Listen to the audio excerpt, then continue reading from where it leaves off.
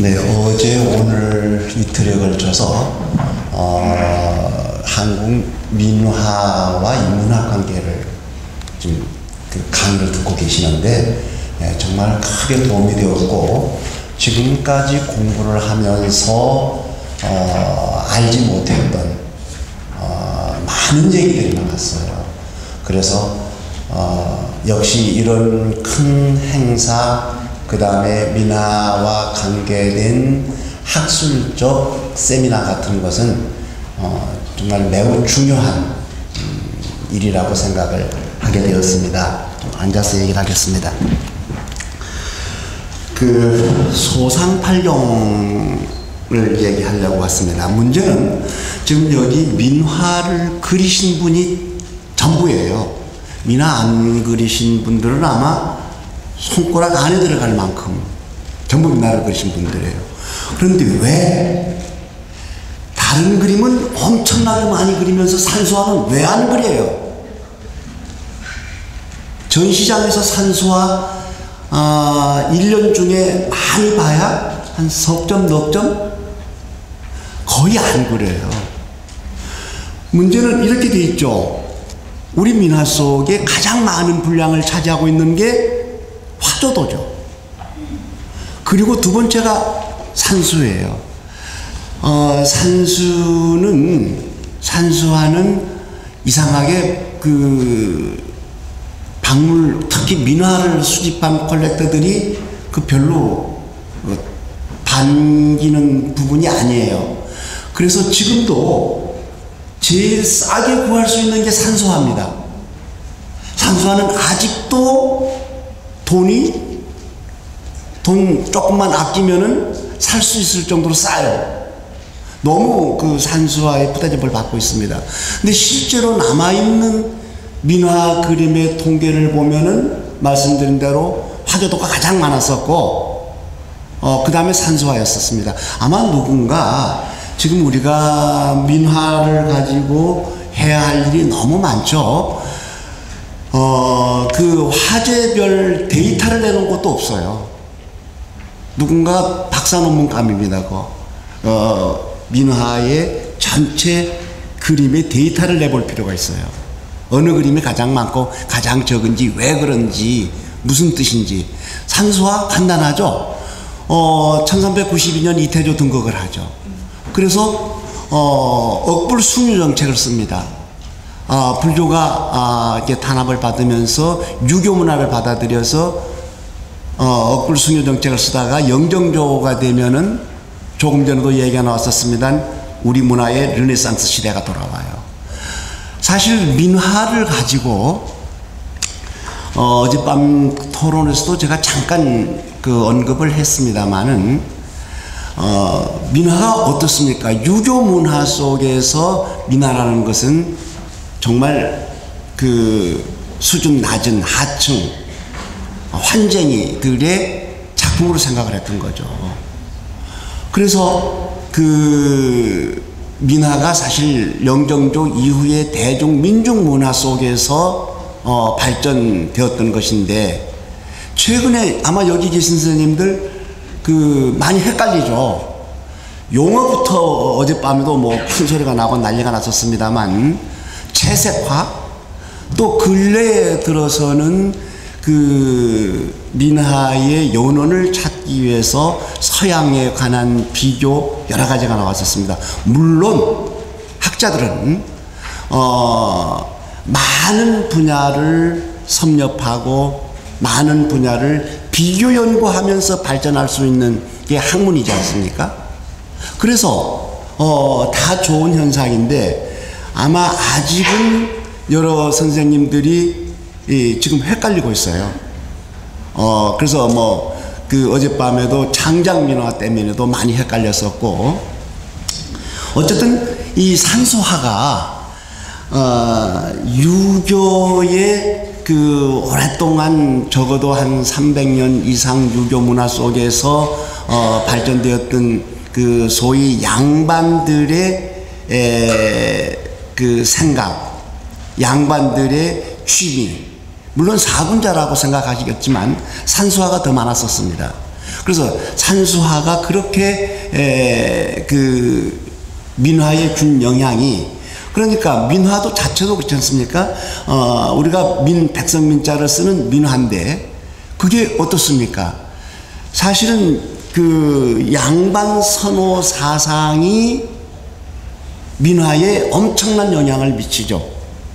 그러다 보니까 산수화를 많이 그릴 수밖에 없었고, 산수화를 그려야 양반 흉내를 낼 수 있었고, 그러다 보니까 산수화가 많을 수밖에 없었고, 그 산수화는 어떻습니까?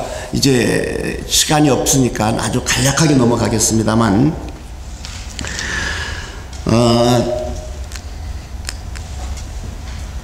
어떻게 그 산수화가 전개되었느냐 하면은, 특히 민화 속에서는 조금 전에 말씀드린 것처럼 양반 선호 사상 때문에 민화 그린 사람들 대부분은 산수화를 그렸습니다. 지금 여기 계신 선생님들은 화조면 화조를 전문적으로 그리고 있고, 인물은 인물대로 전문적으로 그리고 있지만, 민화 작가들의 특성을 제가 연구해 본 결과로는 모든 제가 조사한 약 한 16명 정도의 민화 작가들을 찾아봤더니 이 양반들은 다 산수화를 그렸어요. 산수화 안 그린 사람이 없었습니다. 이유, 양반 선호 사상 때문이었어요. 그런데 요즘 작가들은 아무튼 안 그린다는 게 좀 문제가 있다는 것이죠. 그래서 그 중에서 그 산수화를 그려서 많이 그리게 됐는데, 대부분 보니까 산수화의 기본 양식이 소상팔령에서 나왔더라. 이 오늘 얘기 주제는 그겁니다. 산수화의 기본 틀은 우리나라의 금강산이 되었든, 아니면 특히 관동팔령을 중심으로 해서 각 지역마다 그 지역 팔령들이 아주 많거든요. 거의 없는 데가 없어요. 심지어 요즘은 가회동에 가회팔령이라는 거 생겨요. 너무 웃기는 얘기였는데, 어쨌든 그 우리나라의 팔령이라는 건 다 산수를 중심으로 팔령이 생겼고, 그 팔령의 기본 틀은 소상팔령에서 이루어졌더라. 그래서 소상팔령은 어떻게 됐었느냐, 중국 호남성에 있는 동정호를 중심으로 생겼습니다. 이 호남성은 동정호의 남쪽에 있다고 그래서 호남성이 됐고, 북쪽에 있는 게 호북성이 되는 거고, 그 다음에 강서, 강남 뭐 이렇게 그 이름이 지어졌죠. 그게 보니까 동정호를 중심으로 이루어졌었습니다. 그래서 동정호라는 것은 중국 내륙 지방이 들어가 있죠. 지금 그 동정호의 기본 얘기를 하다 보면은 소상팔령의 기본 얘기는 동정호에서 시작이 되는데, 동정호가 얼마나 웃기는 호수냐 하면은 바다에서부터 약 몇 백, 1000km 이상 떨어졌어요. 내륙 지방 안에 들어가 있습니다. 그런데 웃기는 건 여기에 고래가 살아요. 내륙 지방에 있는 호수에 고래가 산다? 이해가 갑니까? 이해가 안 가죠? 그래서 처음에 그 동정호를 2번을 일부러 갔었는데, 처음에 갔었을 때 누군가 뭐라고 그러냐면 고래가 있다. 그 사람 전부 거짓말이라고 완전히 왕따 당했어요. 근데 2번째 갔었을 때 정말로 고래가 뛰어가는 걸 봤어요. 눈으로 확인을 했어요. 아니, 얼마나 호수가 크면은 어떻게 그 내륙지방 몇천 킬로 떨어져 있는 내륙지방 안에 고래가 살아요. 아무튼 이해가 안 갔습니다. 어쨌든 그래서 그 동정호라는 것을 중심으로 이게 동정호가 이렇게 만들어져 있는데, 보니까 호남성을 중심으로 해서 여러 지류에서 물이 이렇게 흘러 들어갔습니다. 흘러 들어가면서 만들어진 게 동정호였고, 얼마나 컸으면은 고래가 살더라. 그래서 소상팔령의 기본은 여기가 동정호가 있었는데, 소강과 상강이 만나면서 여기서부터 시작되어서 이렇게 해서 올라가게 되는 거죠. 그러면서 소상팔령이라는 게 이 지역에 있습니다. 사실 이 지도 중국 그 호남성에서 만든 지도인데 이거 잘못되어 있습니다. 이 사람들도 중국 사람도 뭔지 몰라요. 어쨌든 이 동정호로 흘러들어가는 물줄기의 아름다운 풍경 8군데를 골라가지고 소상팔경이 생겼는데 그 거리가 저희가 2번을 그 찾아다니면서 아마 그때 그 경주에 저기가 생기기 전입니다. 미나포럼이 생기기 전인데 그 정병모 교수가 이제 주체가 돼가지고 그렇다면 미나 속에 등장되는 소상팔경을 찾아가 보자. 그래서 2번을 갔었는데 버스를 여기서부터 타고 여기까지 가는데 약 그 600km 이상이 걸렸어요. 600km면 서울서 부산 거의 가고도 남을 거리입니다. 그만큼 긴 강줄기를 따라서 그 중요한 곳에 아름다운 곳에 그 8군데의 경치를 시를 쓰고 읊어놓은 것이 소상팔경이라는 얘기죠. 그래서 그 흉내를 내서 우리나라에 도처에 있었고 가장 중요한 것은 이 소상팔경 시가 특히 이백을 비롯해서 중국의 유명한 시인들이 많이 읊었습니다. 그러다 보니까 조선시대 유교 문화 속에서 그 출세를 하려면은 중국의 200의 시를 외우지 않으면 그 과거 시험을 볼 수가 없을 만큼 소상팔경 시를 모르면은 과거 시험 볼 자격이 없을 만큼 쉽게 말하면 초등학교 들어가서 구구단 배우듯이 모든 사람들이 소상팔경 시를 줄줄줄줄 외우고 있던 거예요. 그러다 그런 어떤 연유로 인해서 아까 얘기한 대로 영정조 시대에 민화가 발생하면서 나름대로 한국적인 소상팔경이 만들어졌다는 얘기입니다. 그것을 좀 빨리 얘기를 하면은 이렇습니다. 우리나라에 가장 어저께도 나왔었습니다만은 그 안평대군이 15세기경에 소상팔경에 관한 것이 맨 먼저였고요. 이게 그 그림이었죠. 자, 이게 그 현재 우리나라에 남아있는 소상팔경 중에서는 가장 연대가 올라간 그림인데 이 그림 민화 아니죠. 그야말로 완벽한 중국 영향을 받은 그림입니다. 산수화입니다. 이 그림이 겸재 정선은 이렇게 그렸습니다. 상당히 실경에 가깝죠. 그러다가 이게 동아대학교 박물관에 있는 그림인데 사실은 이게 19세기 그림이에요. 그린 지 거의 20세기 가까워요. 그런데 사실은 수묵화에 조금 전에 보셨던 그림과 이 그림과 상당히 흡사합니다. 그러니까 그런 영향이 계속 내려오고 있으면서 나름대로 민화적으로 발전을 하는데 이렇게 발전을 했다는 것입니다. 이게 이제 순수한 민화입니다. 어젯밤도 송규태 선생님이 확실하게 어디까지가 정통화이고 어디까지가 민화라는 것을 설명할 사람 있으면 나와봐라. 지금 약 한 50년 이상을 송규태 선생님이 정말 그 그림을 그리고 많은 특히 유명한 그 실물들을 만든 양반이거든요. 솔직하게 얘기해서 어디서 어디까지를 민화라고 할 것이며 어디서 어디까지를 정통화로 볼 것이냐. 자, 그래서 이제 민화만 가지고 얘기를 하겠습니다. 여기에 제가 조금 전에 말씀드린 것처럼 맨 처음에는 완전히 중국 그 문인화 같은 그런 그림들이 영정조 이후에 이렇게 발전을 했는데 아까 그 지도에서 보신 것처럼 실제로 소상팔경의 형태가 이렇게 산으로 이루어진 게 아니었습니다. 이제 실경들이 나오기 시작하는데요. 찾아가 봤더니 이거하고는 전혀 관계가 없어요. 우리 소상팔경하고는. 특히 민화 속에 나타나는 소상팔경은 동정추월 이렇게 되어 있습니다.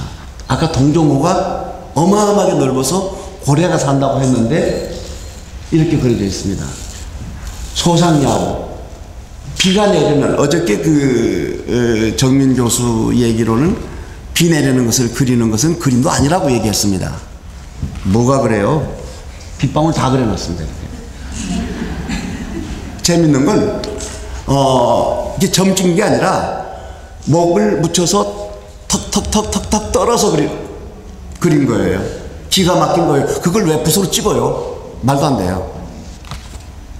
자, 그 다음에 이게 소상야호 맨 첫 번째, 그러니까 소강과 상강이 만났던 장소가 이렇게 돼 있었습니다. 가서 보니까 엄청나게 넓어요.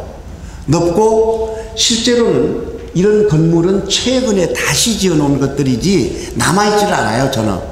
그 다음에 중국의 호남대학 교수님을 초청을 해서 우리가 소상팔경, 한국에서 학자들이 왔는데 소상팔경을 연구하러 왔다 그러면서 얘기를 해보니까 소상팔경은 알고 있었는데 소상팔경을 연구한다는 교수 왈, 어떻게 한국 사람들이 우리보다 더 많이 알고 있고 어떻게 한국 사람들이 이걸 찾아왔느냐. 그 사람들은 관심도 없습니다. 호남성의 호남대학의 미술대학 선생으로서 그 분야에 제일 공부를 많이 했던 양반을 모셔놓고 세미나를 하는데 결국 세미나가 이루어지질 않아요. 우리는 소상팔경이 제가 지금 민화 두 번째 많다고 얘기할 만큼 어마어마한 숫자가 있습니다. 그런데 그네들은 없어요. 자, 또 그래서 이게 소상야후에 처음 시작되는 거였고, 이게 좀 지나갔습니다. 네. 원포기범 같은 경우도 이렇습니다. 이렇게 그냥 완전히 나름대로 조금 전에 정재석 교수님 상상력 얘기했는데, 그야말로 우리 민화야말로 상상력의 최고의 극치들입니다. 아무도 가본 사람이 없어요. 사실은 이 소상팔경이 어떻습니까? 북송 때 송적이란 사람이 유배를 가서 나름대로 걸어 다니면서 했다고 그러는데, 과연 아까 말씀드린 대로 버스를 타고 일주일을 계속 달렸거든요. 처음 시작한 데서부터 동종호까지. 그 거리를 지금 버스를 타고 지그작으로 다니면서 일주일이 걸렸었는데, 과연 소상팔경을 한 사람이 다 봤을까 할 정도로, 그 정도 거리가 멀었고, 그러나 시가 완벽하게 남아있으니까 자세히는 모르겠습니다만,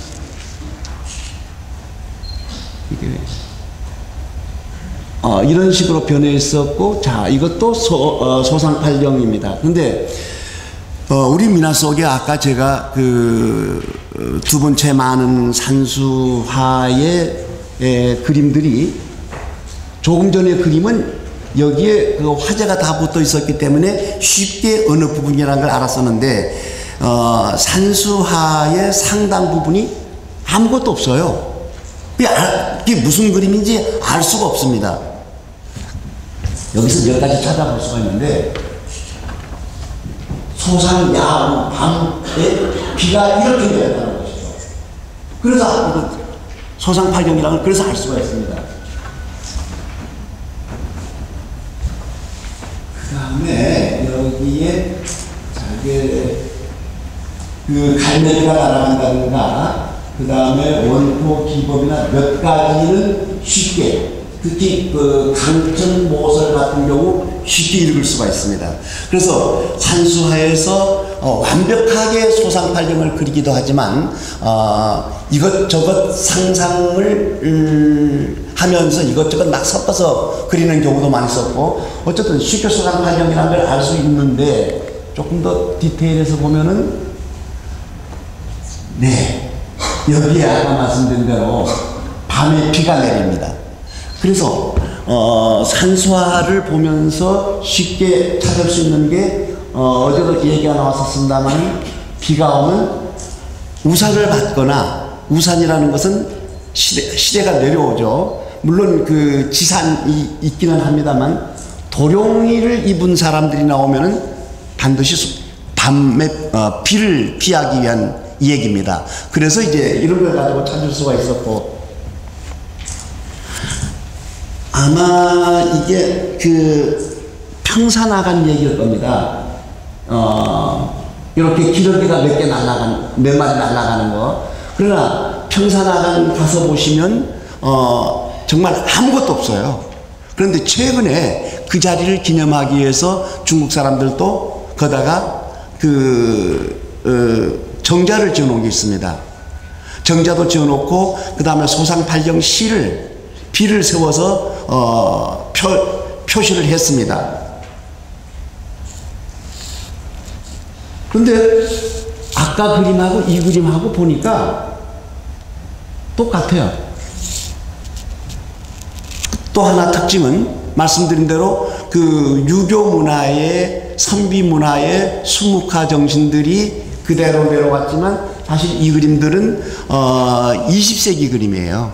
이게 아마 1900년 해방 전후 작가로 알고 있습니다. 이 작가는 충청도 서해안 서천 이쪽 어느 지역 작가였었습니다. 왜 그러냐면 이 속에서 산 이름 한두 개가 나온 적이 있었는데 보니까 그쪽 지역이 나와요. 그렇다면 아마 그 지역 일대 충청도 어느 지역에서 그렸을 거라는 것을 알 수가 있었고, 어쨌든 여기서도 같은 작가였었고, 이건 더 구체적으로 밤에 검정 구름 속에서 비가 날리고 도룡이 입고 나오는 사람, 기러기 날아가는 것 몇 군데에서 읽어내면은 이게 소상팔경 그림이라는 것을 찾을 수가 있었다.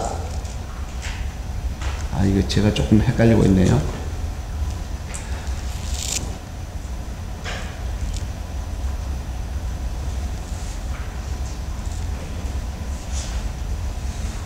이게 어저께도 사실은 고현희 선생님이 보여주셨는데 그러면서 정말 참 재밌는 빗줄기를 완전히 그려놨어요.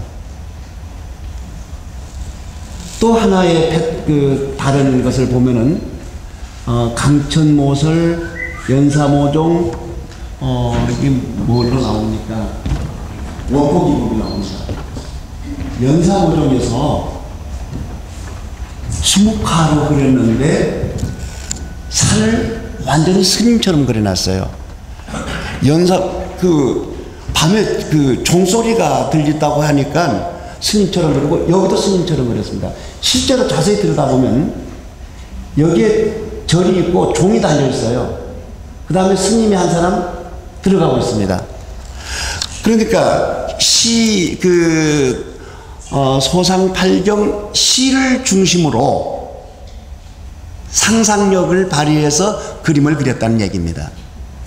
그러니까 우리가 생각했던 중국의 영향을 받아서 소위 수묵화하고는 완전하게 달라지는 것이 민화라는 얘기예요. 처음 보셨던 산수 그림이나 물론 완벽하게 하루아침에 영정조 시대 어느 날 하루아침에 지금부터는 민화, 그 이전에는 정통화 이렇게는 얘기할 수가 없습니다. 그 정통이 아까 말씀드린 대로 19세기 말까지 내려오는 것도 있고, 그런 사람들은 대부분 양반인 내하고 양반 흉내를 내기 위해서 계속 그런 경향이 흘러내려왔었고, 나름대로 민화다운 그림으로 이렇게 흘러왔다는 얘기입니다. 그러면서 더 자세히 설명을 하면 이 소나무 어떻습니까? 완전 춤추는 소나무예요.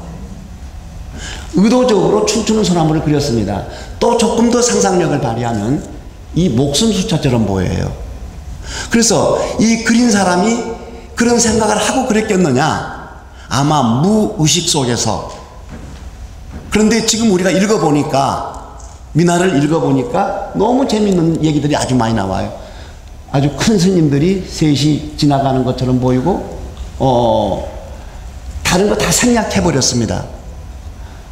이렇게 눈이 오면 눈이 이렇게 쌓였겠죠. 그리고 나무잎이 하나도 없겠죠. 이런 얘기들. 아주 기본적인 얘기였었습니다.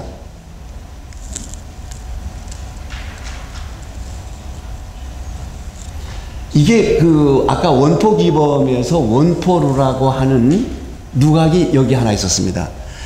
이게 세멘트로 지었어요. 그 다음에 이거 전부 다시. 그런데 그 실제 원포루라는 것을 지어놓고 그 그림에 나타나는 대로 뭐가 보이나 하고 봤더니 아무것도 안 보여요. 그냥 물만, 강만 흐르고 있습니다. 어쨌든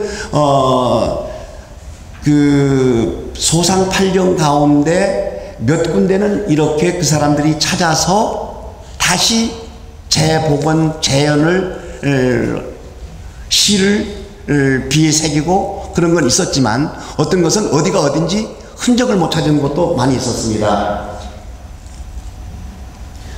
이런 그 소상팔령도 있습니다. 이것도 다행히 소상팔령의 이름을 하나하나 다 밝혔기 때문에 쉽게 알 수 있었습니다.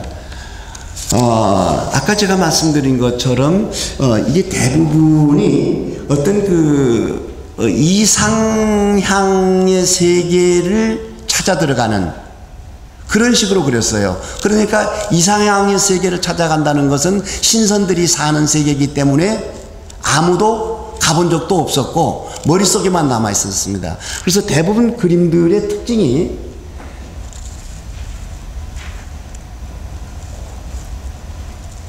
대부분의 여기서 그림들의 특징이 어떻게 되어 있느냐 하면은 들어갈 때는 아주 좁아요.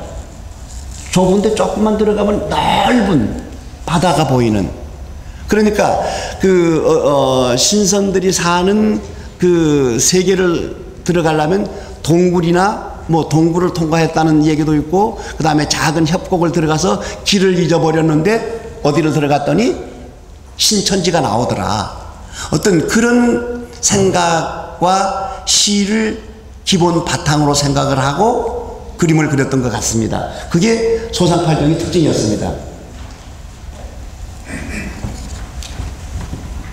여기도 보시면 한사모종이죠. 그래서 절을 아주 크게 그렸고, 이게 아마 그 원포 기범일 겁니다. 돛단배가 들어오는. 그래서 항상 작은 어떤 협곡을 지나서 들어가면 넓은 바다가, 넓은 이상세계가 나오는 내용들을 그려놨다는 것이죠.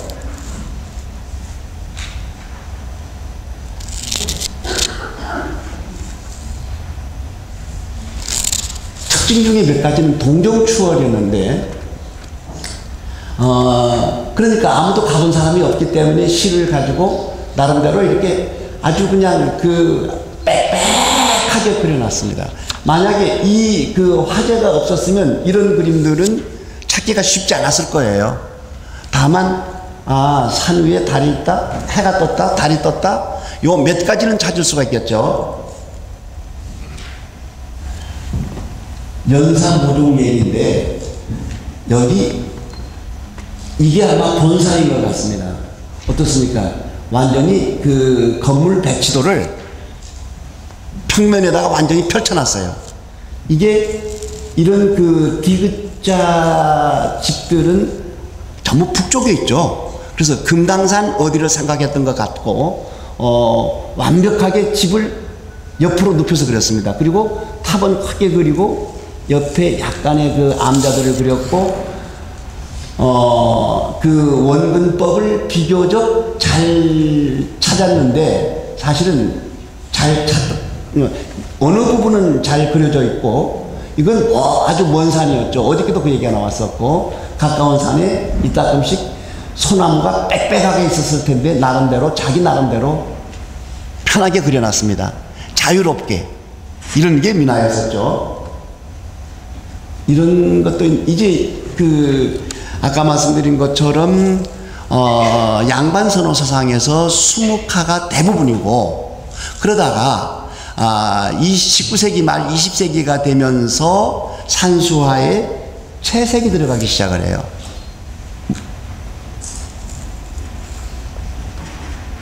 그리고 원고에서 그런 얘기가 나옵니다만, 괴장천, 평산화가 이런 것도 그 소상팔령의 정상적인 이름을 붙이지 않고 자기 생각대로 바꿔 놓습니다. 그래야 그리기가 자기 생각 상상대로 그려야만이 산수화 그리기가 더 편했겠죠. 그래서 이렇게 기러기 몇 마리를 그려놓고 어떤 그림들은 여기 이런 현상이 나옵니다. 처음에 기러기를 이렇게 형태를 그리다가 쭉 점점 나중에 점을 끝까지 찍습니다. 이렇게.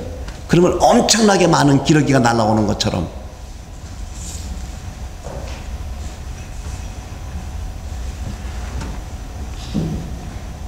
강천모설, 동정추월, 뭐 엇비슷하니까 계속 얘기를 할 필요가 없겠죠. 이 그림에서는 완벽하게 채색화로 변했습니다. 물론 이 그림은 시대가 조금 올라갑니다. 우선 물감이 그 석체로 제대로 된 또 이 종이 자체가 그 장지로서 시대를 올려잡을 수 있는 결국은 올려잡아 봤자 19세기의 초반 아마 1800년대 중반쯤 되리라고 생각합니다. 이 그림이. 이무 그때 이렇게 완벽하게 그 채색이 시작되었고, 이것은 아마 겨울 풍경을 그려야 했기 때문에 이렇게 그 수묵으로 바뀌었죠. 그러면서 그 동정추월에 보면 악양루를 이렇게 크게 그려놨습니다. 실제로 이런 경우는 아마 그 동정호를 가서 보시면은 동정호 가기 전에 악양루를 볼 수가 있는데, 이렇게 그 집이 3층처럼 된 이런 어마어마한 건물을 지어놨어요. 그 다음에 거기에 이렇게 그 큰 깃발을 세워놓은 것도 있었습니다. 요런 건 그대로 재현되어 있습니다. 근데 아마 이때쯤 되면은 조선시대 후기쯤 되면은 이 지역을 다녀온 사람들이 있었을 것 같고, 실제로 시 속에서 나왔던 건물이나 풍경을 더 구체적으로 그리기 시작한 게 아닌가. 여기도 평산화관이겠죠. 기러기가 몇 마리 앉아있고 쫙 지나가고, 그 다음에 그 들어간 입구에 좁은 협곡으로 들어가서 넓은 바다가 됐는데 아주 근사한 개석이 서 있습니다. 실제로는 그 지금은 평산화관 쪽에는 그 아까 악양루만 보여줬는데, 사진을 보면은 완전 그 도회지예요. 건축물들이 그냥 쫙 들어서서 어떻게 여기에 모래사장이 있었고 기러기가 그렇게 많이 날아왔었을까 할 만큼.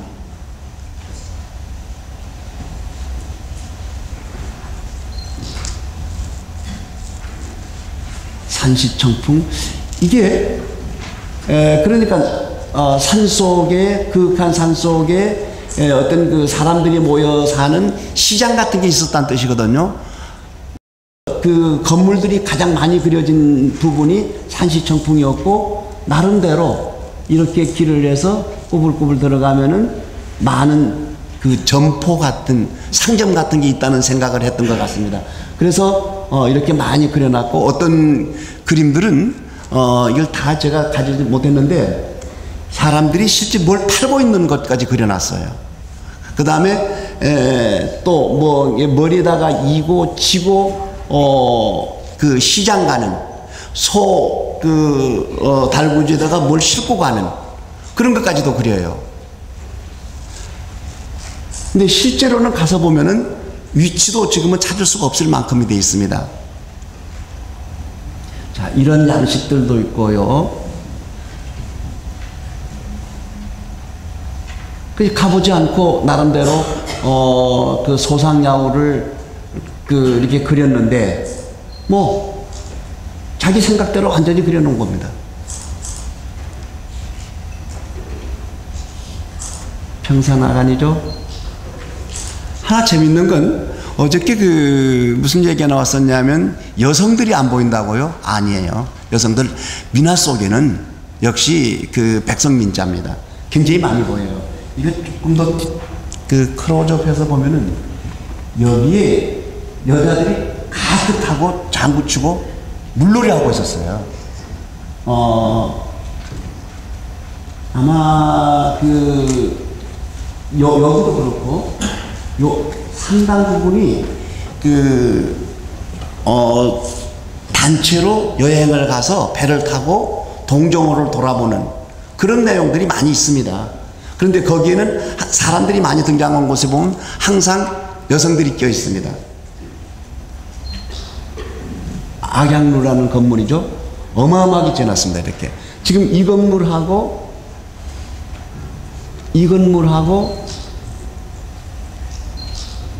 몇 군데를 보면 여기죠.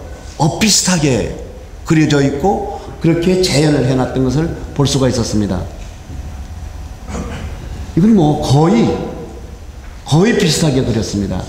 그 다음에 이제 아까 말씀드린 대로 200의 시에서 어떻습니까? 200은 동정호에서 술을 마시고 동정호에 뜬 달을 잔에 마셔서 그 다음에 물에 그 달을 건지로 들어가다가 빠져 죽은 걸로 간단하게 그렇게 우리는 알고 있지만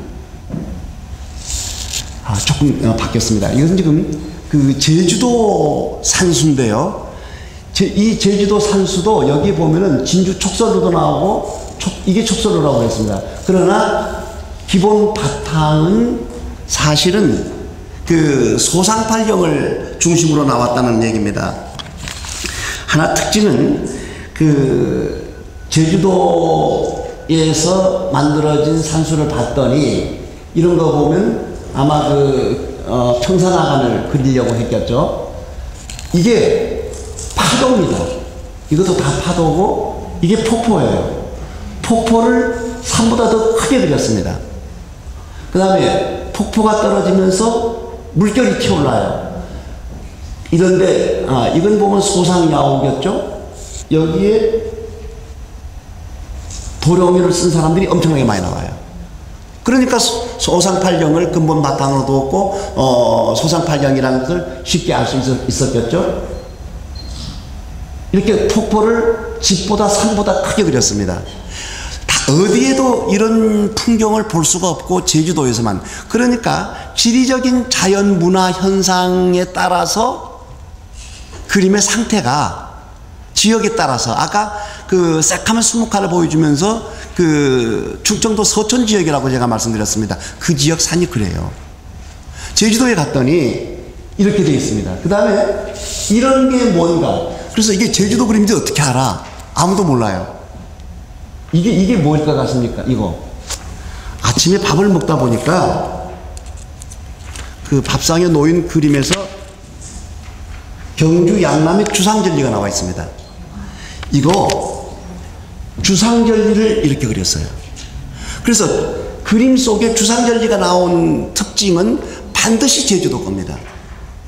그러니까 정말 산수화를 소상팔경만 수백 개를 통계를 내보면 그 다음에 많은 그림들을 보면은 지역의 특성이 보이는데 아까 말씀드린 대로 그 지역의 어떤 강원도미나 그 다음에 제주도미나 이런 것들을 알 수 있는 게 이런 데서 나와요.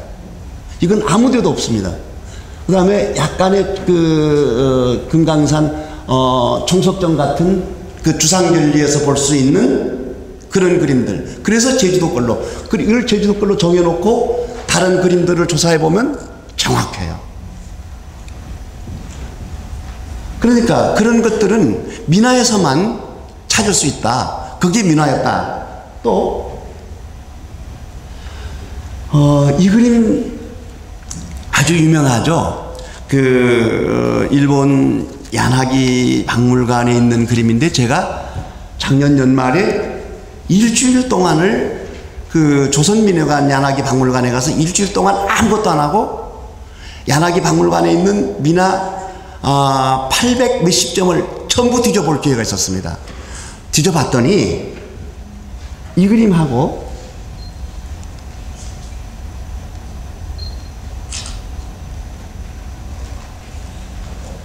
그러니까 실제로는 이 지금 소상팔경인데요. 소상팔경의 평산화관을 그렸다는 것 쉽게 알 수 있지 않습니까? 이 그림이 사실은 조선민회관 박물관에도 2폭밖에 없어요. 저는 이 8폭이 다 있는 줄 알았었거든요. 그 다음에 여러분들 이 그림 너무 많이 그리고 또 책에 이 그림 등장 안 되는 데가 없어요. 민화 얘기를 하려면. 근데 실제로는 두 폭밖에 없었고 왜 두 폭밖에 없었는가를 생각하게 됐고 연구해 봤더니 이 그림이 평풍 속 그림이었습니다. 속에서 떼낸.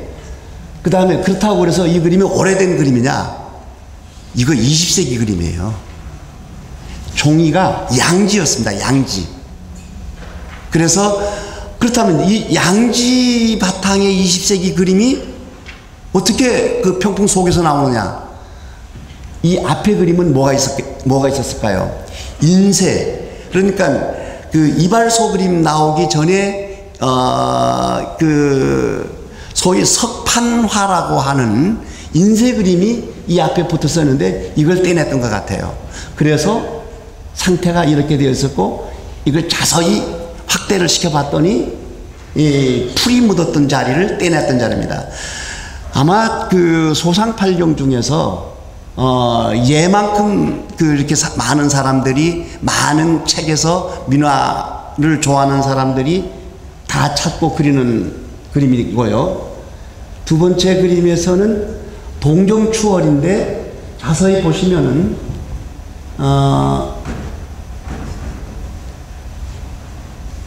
이 부분이죠. 이렇게 이 사람이 이태백이에요. 완전 괴물처럼 생겼습니다. 동자가 말리고 있고 아까 산에 여기에 그 달이 떠 있습니다. 이 달이 동정에 비치니까 이걸 찾아 들어갑니다. 말리고 있어요. 술집이에요. 기생도 있고 술병이 완전히 맥주병으로 나와 있습니다. 이런 유리병은 사실 우리한테는 20세기 돼야 들어오죠. 그래서 20세기라는 걸 알 수 있었고 여기서 이렇게 크게 확대시켜 봤더니 이게 전부 그 아주 상태가 아주 안 좋은 그림을 그 보존 처리를 엄청나게 많이 했습니다. 어쨌든 동정추월의 특징 달 이태백이 그려졌는데 이태백을 여기서는 이렇게 그렸습니다. 그러다가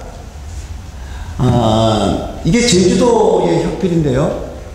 산시청풍, 연사모종, 충암, 절벽, 동정추월. 그러니까 그리다가 이렇게 그냥 붓으로 써서 평풍을 사용하는 경우. 그런데 이런 평풍 역시 다 시대가 이게 그 가죽으로 쓴 것이죠. 근데 특히 제주도 지역의 혁필을 조사해 봤더니 육지에서 쓴 혁필은 사슴 가죽이었는데 제주도는 보니까 사슴 가죽이기보다는 소 가죽이었었습니다. 응애 가죽이라는 것을 알았었는데 응애 가죽이라는 게 뭔가 했더니 소 가죽이었었습니다. 어쨌든 이렇게 좀 그 혁필치고는 엉성하지만 이렇게 소상팔경을 그림으로 그리다가 이 그림은 1950년대 그 제주도 애월면에 있는 어느 그 무당집에 있었습니다.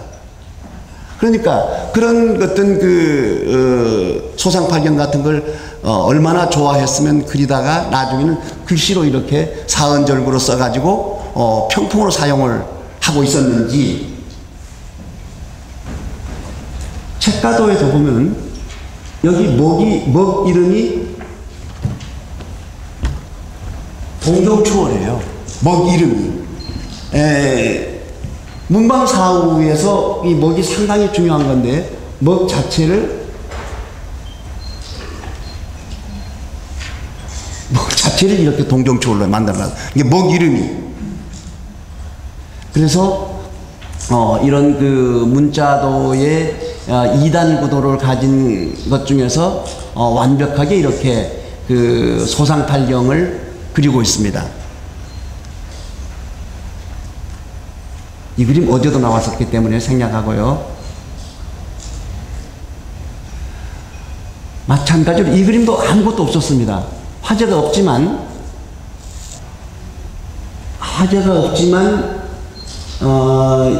여기에 달이 있고 여기 달이 있어요. 그래서 동정추월이라는 걸 알 수 있습니다. 악양루의 그 건물을 이렇게 지어놨습니다. 간모여대도에서 사당 그리듯이 처마를 완벽하게. 그러니까 아주 훌륭한 집을 그리는데 복잡하게 3층, 4층 그릴 필요가 없이 이렇게 그려놔도 완벽합니다. 그리고 산들도 나름대로 산과 산 사이를 그냥 쉽게 이런 경우는 고사인물도인데요. 이게 어저께 똑같은 게 나왔었는데 여기에 그 시선 농월인데 여기에 달이 있고 여기 달을 이태백이 잡으러 갑니다. 재밌는 건 여기 꽃병, 술병 상당히 이태백과 관계된 내용 중에서는 이런 것들이 나오고 있습니다. 빨리 가겠습니다. 이게 바로 아까 말씀드린 대로 이태백이 동정호에 빠져 죽어서 그냥 끝났지만 우리 문화 속에 오면은 민화 속에 오면 이 사람 왜 죽여? 죽이지 말고 이태백은 고래를 타고 하늘로 올라가는데 이렇게 생겼어요. 이태백이 아무도 본 적이 없습니다. 술을 좋아하니까 술병을 2개씩이나 만들어줘요. 이런 그 벽화들 자료를 소상팔경만 가지고 찾으면 소상팔경 그 박사 논문 지금 쓰고 있는 분도 한 분 계시는데 박사 논문이 몇 개가 나와도 될 만큼 양이 많습니다. 이게 소상팔경이에요. 여기 동정추월이라는 얘기가 나옵니다. 이것도 소상팔경이었습니다. 이것도 소상팔경이었습니다. 자, 이게 경제 정선의 금강산이죠. 이게 여러분들이 생각했던 민화의 금강산입니다. 자, 이 그림은 누구도 민화라 소리를 못해요. 그런데 이게 이렇게 가면 민화가 됩니다. 그러나 차이가 이 그림이 이렇게 변했어요. 이 그림 유명하죠? 그 대하중고등학교에 있었던 팔폭평풍인데 그래서 이 사람을 끝까지 찾았습니다. 찾았는데 하동의 악양 사람입니다. 악양 면사무소에 살던 집 찾아냈고 이 양반 손주를 만났어요. 손주를 만나서 알게 됐는데 원래 이 양반은 금강산 전혀 못 그려. 그 손주가 가지고 있는 그림도 사군자였고 특히 부산 지역에서 1900 해방 전후에 가장 그림 잘 그리는 사람이 이 사람이었었습니다. 근데 이 사람 작품이 어느 정도 많이 모여 있느냐 하면은 청학동에 가면은 청학동에 지금 박물관을 하나 만들고 있는데 그 지역 사람이라고 이 사람이 그린 그림만 가지고 박물관을 만들 만큼 양이 많습니다. 근데 어떻게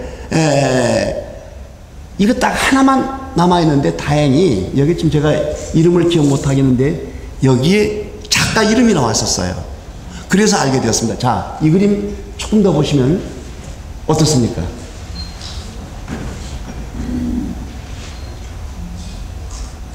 정말 기가 막힌 작가예요. 이런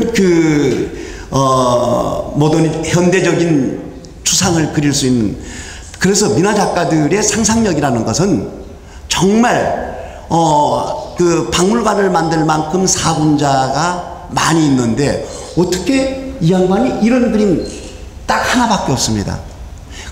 모든 민화들이 지금 대부분 훌륭한 그림들은 책에 나왔던 그림들은 어디에 있다는 것을 대강은 알고 있는데 이 그림만 우리 정병모 교수도 지금 이 그림을 찾으려고 계속 나한테 물어보고 있는데 이 그림만 못 찾고 있어요.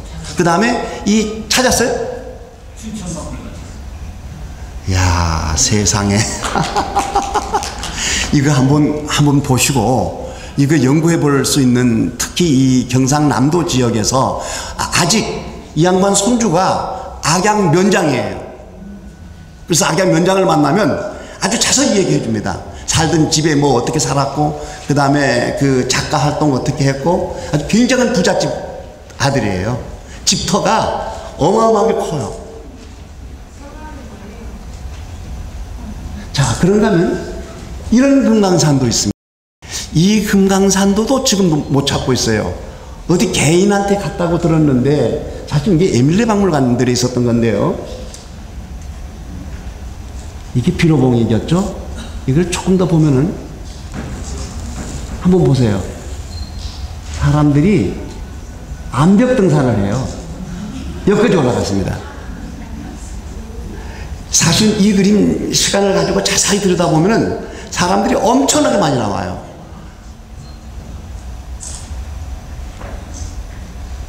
여긴, 어쨌든 12,000봉, 12,000봉 아니고 14,000층입니다. 14,000개 층이 있다고 생각을 한 거예요. 그러니까, 그 최고로 그 내용을 상상력으로 그려냈다. 동자봉인데 이 전부 사람들이에요. 어저께 얘기대로 얼굴은 잘 안 그렸습니다. 어쨌든 여기서는 지금 여기 여자가 한 사람이 있었고 술판 벌리고 있어요. 그래서 금강산에 가서 구룡폭포에서 어디를 올라가면은 이런 데가 나옵니다. 실제 금강산을 가보시면 구룡폭포 뒤쪽으로 어디로 올라가는 데가 하나 있고 올라가서 내려볼 수가 돼 있거든요. 구룡담. 이게 아마 구룡담을 이렇게 그려놓은 것 같습니다. 어느 쪽 올라가면 이렇게 보여요. 금강산에 실제 가서 보면은. 10대왕. 이게 아까에도 그런 게 나왔었는데 금강산 자체가 이 자체가 불교예요. 그거. 그리고 이렇게 10대왕. 그러니까 명부전 이 얘기를 그려놓은 겁니다. 좀 더 빨리 보겠습니다. 자, 이건 지금 아마 호암박물관에 들어가 있는 걸로 알고 있는데 금강산을 이렇게 그렸습니다. 이 정도 그림을 그리려면 정말 이런 그림이야말로 전 세계 어디에 내놔도 최고의 상상력, 추상화입니다. 금강산 12,000봉을 그렇게 그리기도 하고 아니 어떻게 이렇게 생각을 해요. 그래서 민화의 수준 낮은 건 천만에요. 피카소 10배 이상의 훌륭한 상상력을 가진 그림들이 얼마든지 있습니다. 우리가 찾지 않았을 뿐이고 공부를 안 했을 뿐이에요. 어제 송기태 선생님, 너가 민화를 알아? 얼마를 봤어 민화를? 그냥 책 몇 가지 보고 되면 됩니다. 그 같은 산수화 중에서 금강산 얘기를 마지막으로 하려고 하는데 보시면 어떻게 이렇게 생각을 했을까요? 그리고 학들이 앉아서 그 응학까지 다 그렸어요. 이렇게.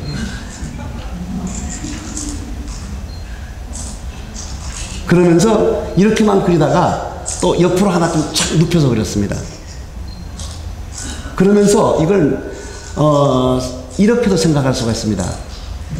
이게 음양으로 생각할 수가 있었는데 왜 그랬냐면 이거 하나를 눕혀놨기 때문에 이게 아마 암컷일 거예요. 그래서 어디엔가 나름대로 읽을 수 있도록 코드를 만들어 놨어요. 그 공부를 해보면은 이런 부분이 민화 속에 아주 많이 등장돼요. 심지어는 금강산에 가서 아래 그 입구의 시졸들이 여기 누군가가 그 고소가 있었고 여기 지금 부채 들고 갓 쓰고 판소리 하는 사람도 보입니다. 그리고 위에 앉아서는 술판 벌리고 있습니다. 뭘 불고 있죠? 자, 이게 그 어망. 이런 어망은 지금도 그 사용을 하고 있죠. 마치 책가도 그린 사람 같아요, 이 사람. 아마 책가도를 그 붓을 여기서 시작을 해서 여기까지 가는데 약간 흔들림은 있지만 잘을 대지 않고 그린 그림들이죠. 지금 한국 민화의 몇 가지 문제점들.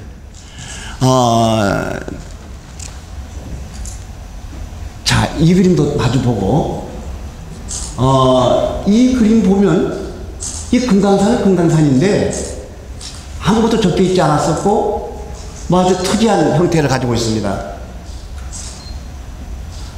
이게 유점사를 그렸고, 이게 무엇을 상징하시냐면, 여기에 완전 문처럼 되어 있죠? 파일을. 여기에 뭐라고 써있냐면, 지옥문이라고 적혀 있어요. 그럼 지옥문을 들어가면 뭐가 나옵니까? 명부전이 나와야죠. 지옥에 가는 것을 이렇게 극락으로 가도록 천도지를 지나주는 것은 명구전이죠.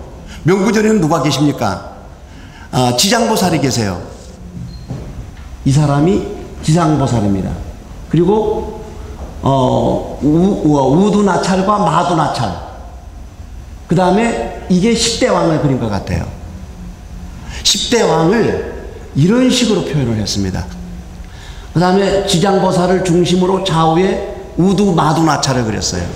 이건 선화라고 얘기할 만큼, 이 정도 수준이면 민화의 수준은 정말 최고의 수준이라는 것을 생각해 볼 필요가 있습니다.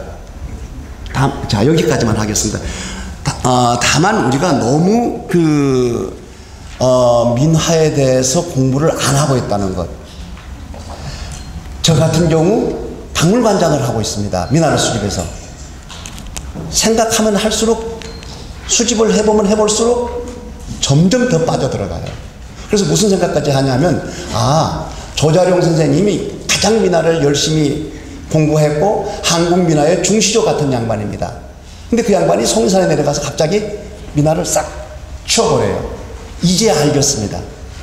가면 갈수록 점점 더 어려워져 가고 더 많은 것들이 나타나고 있습니다.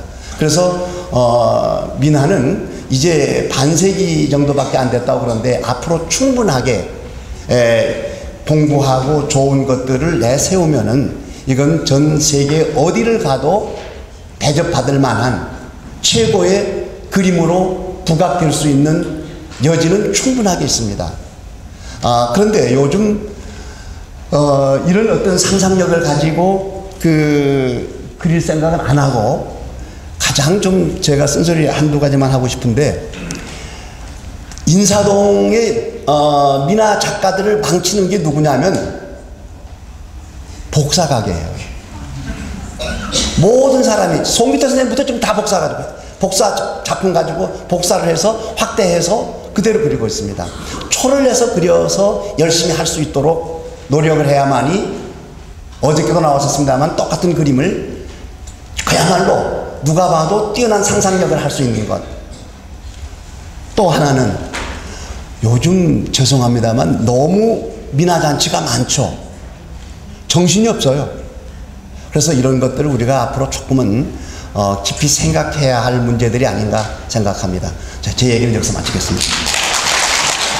네, 감사합니다.